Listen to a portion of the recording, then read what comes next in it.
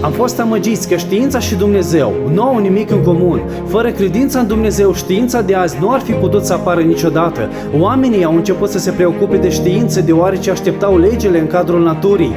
Eu, crezut în legiuitor, nu întâmplător, Galileo, Kepler, Newton, Copernic, Maxwell, Blaise Pascal și aproape toți oamenii de știință din manualele noastre școlare au crezut în Dumnezeu. Toți oamenii planetei, inclusiv ateii, care reprezintă mai puțin de 10%, primesc cunoștințe fundamentale și educația în urma realizării genilor de talie mondială, care au făcut descoperiri crezând în Dumnezeu.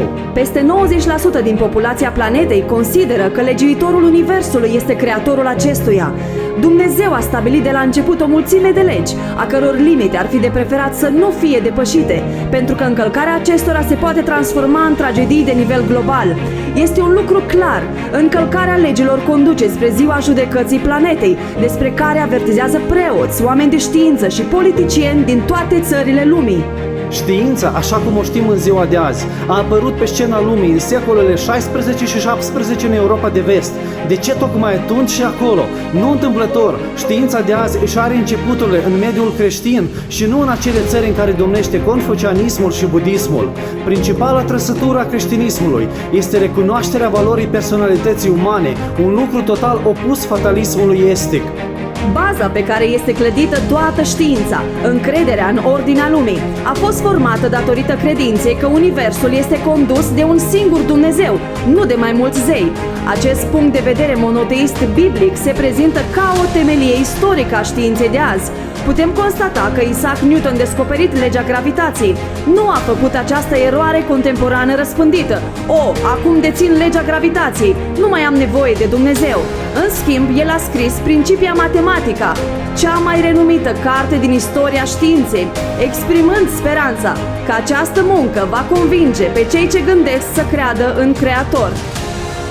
Dobândim educație muzicală după lucrările lui Beethoven, Bach și altor genii. Ei au compus muzică bisericească.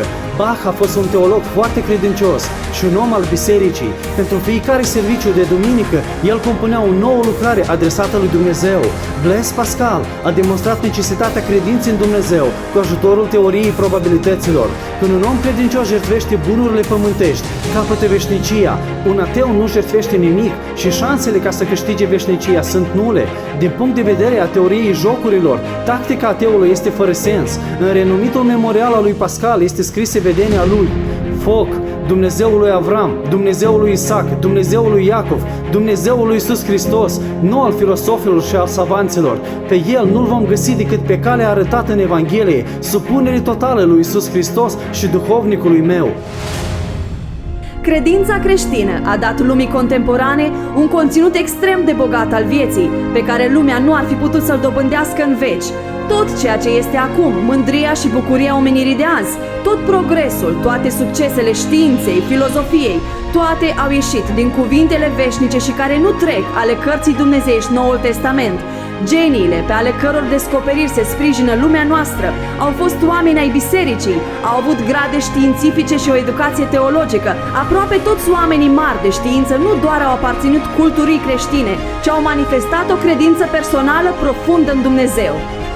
Un cosmonaut ateu care a afirmat că nu există Dumnezeu, nu l-am văzut în spațiul interplanetar, nu a ajuns nici măcar pe lună. Ca să tragă o concluzie, ar fi trebuit să traverseze galaxia noastră cu viteza de 300.000 de km pe secundă, lucru care i-ar fi luat 1.000.000 de ani, iar ca să ajungă la următoarea galaxie, 1.500.000 de ani, însă sunt miliarde de astfel de galaxii.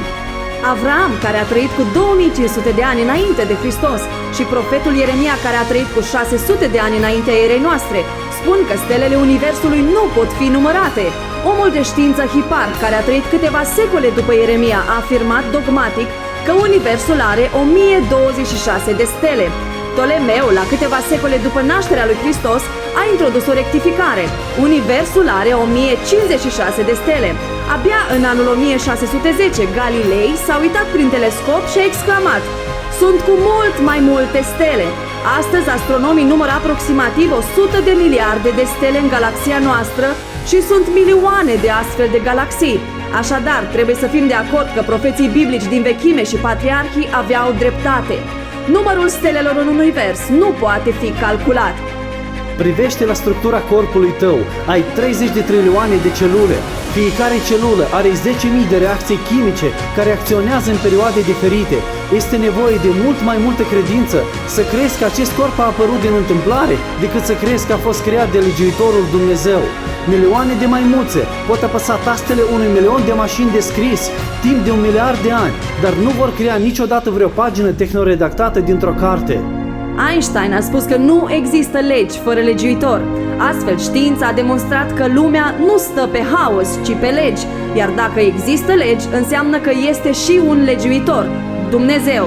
Oameni, nu vă amăgiți singuri, alergați la biserică, ascultați oamenii lui Dumnezeu și studiați Biblia, cuvântul lui Dumnezeu.